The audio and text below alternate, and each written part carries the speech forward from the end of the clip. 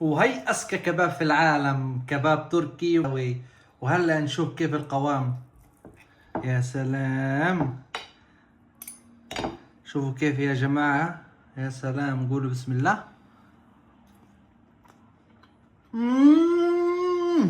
طبعا يا جماعة أنا قلت لكم راح أعمل كباب تركي، راح نعمل خلطة تركية.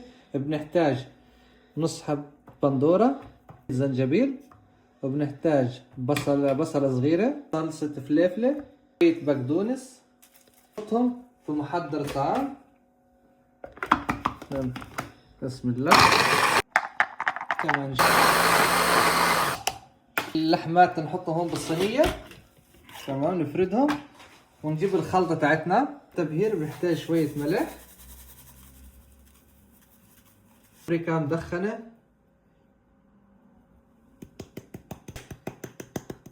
فلفل أسود، الشطة. ندعك فيهم حتى ايش كل شيء يتجانس معنا. بعد ما خلصنا دعك فيها وخليناها كتير ناعمة، شوفوا كيف القوام تاعها خشب. احط شوي ايدي في المية هنا، واخذ هيك قطعة كبيرة واحطها هون حتى تمسك معي. هلا ايش هم بيعملوها هيك بشكل يعني، وهيك جاهز معنا.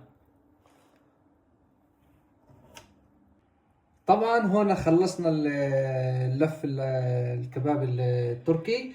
شوية بندورة هون، نحط شوية بصل نوزعهم هيك، وراح اثنين حار نحطهم زي هيك. واسلخ يا معلم اسلخ. وراح نحطه مش في الوسط، تحت الوسط، يعني تحت الوسط الدرجة. نخليهم تقريبا نص ساعة على 40 دقيقة. طبعا يا جماعة بعد 40 دقيقة نشوف كيف. سلام، استوى. يا سلام الروايح، يا سلام. اسلخ يا معلم اسلخ.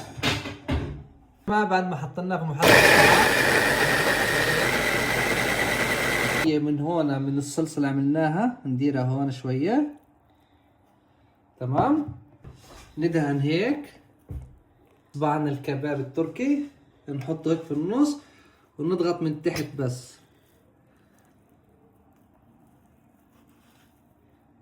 بصير زي هيك.